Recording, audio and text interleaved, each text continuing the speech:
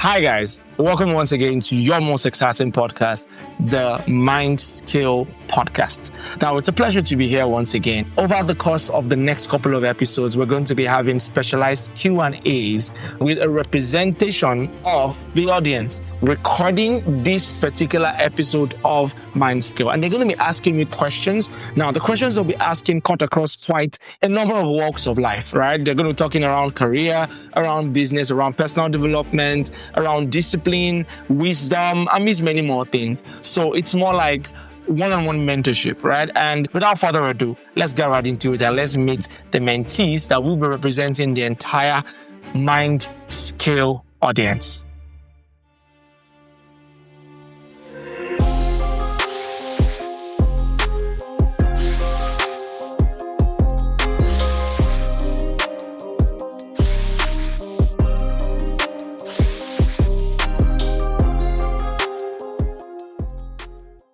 Hi, Olushola. My question is, what skills do you think is always relevant regardless of the industry you're in as a young person trying to grow? Hi, Abby. That's a very brilliant question. And I think that if you're a young chap or damsel, I advise that you hold on to skills that are relevant regardless of the industry you find yourself. Because we're in a fast-moving world. It's been said that every 12 hours, all the information of the world is doubling. Particularly in this AI age. Some machine somewhere is being fed more data, and it means that there's more progress data-wise, and people are learning more things, which means that the jobs that were relevant 30 years ago are not relevant today. Some are not relevant today. And then in the same case also, some of the jobs you are holding there to and think are relevant today might not be relevant in the next 15 years, no matter how much you love them. So it means that are there some things that I think could be important no matter the field you find yourself? Yes. There are quite a number. But I think for the sake of this conversation, I think I'll hold on to two: strategic thinking and strategic communication. What did I say? Strategic thinking and strategic communication. Now, strategic thinking is, in my opinion, the anchor of everything. Strategy. AI can help you provide solutions to things, right? But it was strategy that birthed AI in the very first place. And so here's the point.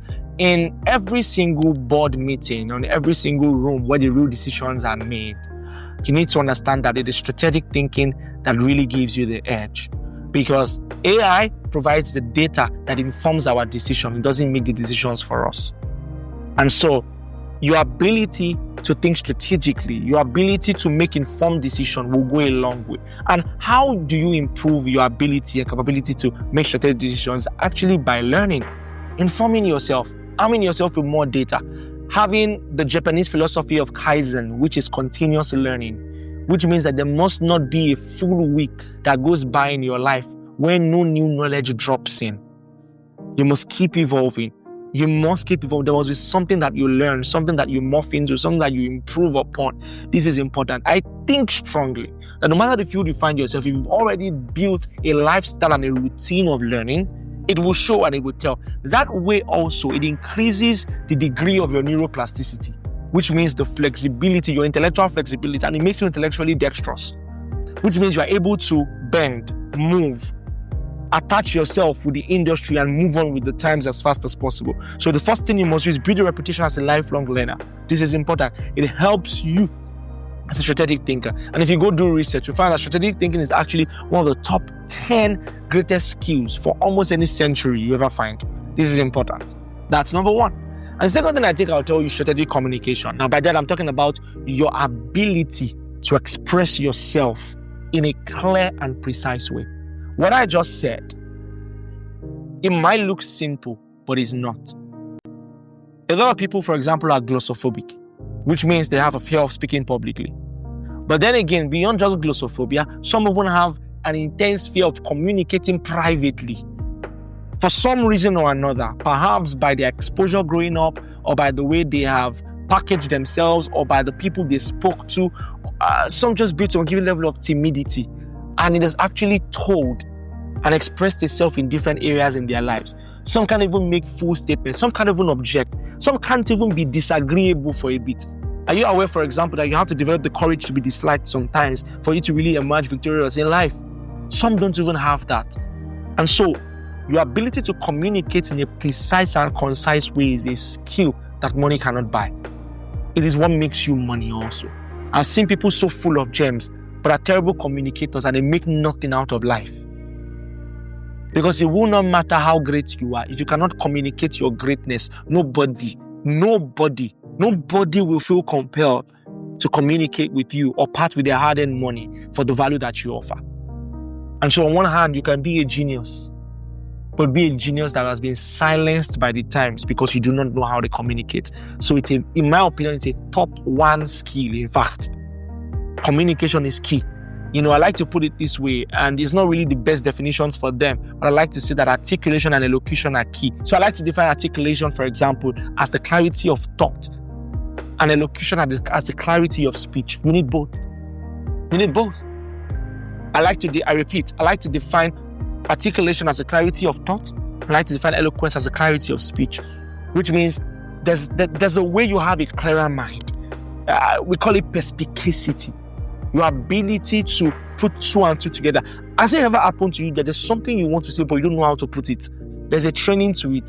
For example, you need to learn to sit with yourself, with books also.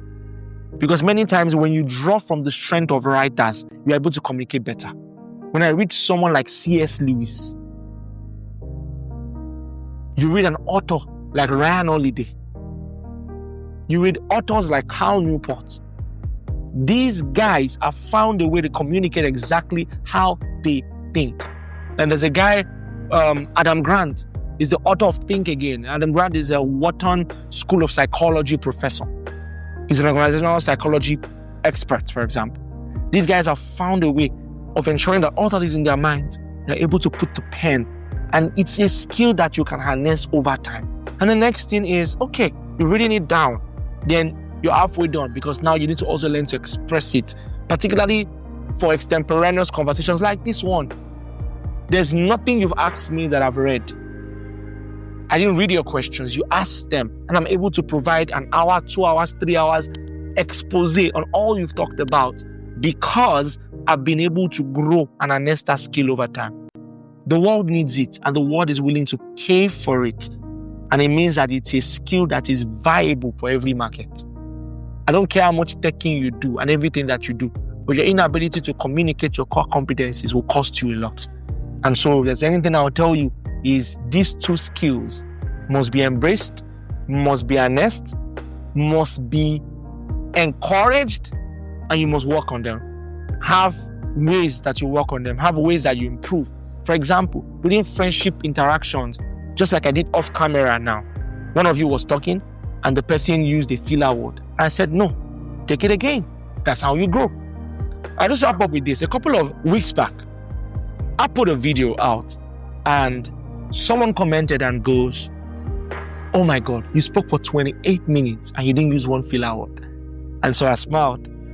And in a world where many quote unquote successful people try to act like they became successes overnight, I chose to be different. And I responded and I said, thank you so much. But 2 years ago, you would have seen about 30 filler words. And 5 years ago, you might have seen about 60 filler words. I can't remember the exact figures that I said. And I said, I am like that because I trained myself. And so if you can put in the work, you can get there. We've been talking for a couple of hours now. I don't know how many filler words I've used, but I'm not sure you might have had so many. And I hope this helps. And I hope that these skills are things that you embrace. The next time we talk, we'll definitely be able to talk for longer. So thank you so much, everyone, for your time.